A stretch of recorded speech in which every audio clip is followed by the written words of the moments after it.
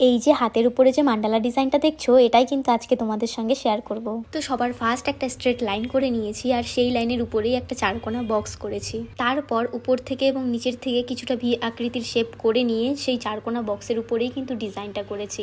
তো এতটুকু পার্ট যদি করতে পারো, বাকি ডিজাইনটা কিন্তু খুব ইজিলি করতে পারবে। এরপর বাইরের দিকে আমি আরকা করে নিয়েছি, তার বাইরের দিকে অনেকটা পাতার মতো ডিজাইন করে নিয়েছি। তো এই ডিজাইনটা তোমরা কিন্তু ডাইরেক্ট মেহেন্দি দিয়ে প্রেসার দিয়েই কিন্তু বের করে ডিজাইনটা করতে পারো, কিন্তু তোমাদের সুবিধার্থে আমি কিন্তু আগে বেসটা করে নিয়েছি।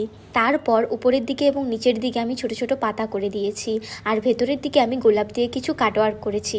আর এখানে যে আমি গোলাপটা করেছি, এটা সিম্পলভাবে করেছি, এটা যে কেউ তোমরা করতে পারবে। আর বাইরের দিকে যে বেসটা করে নিয়েছি, কিছুটা পাতা কিছুটা সার্কেলের মতো, সেটা আমি ফিল করে দিয়েছি।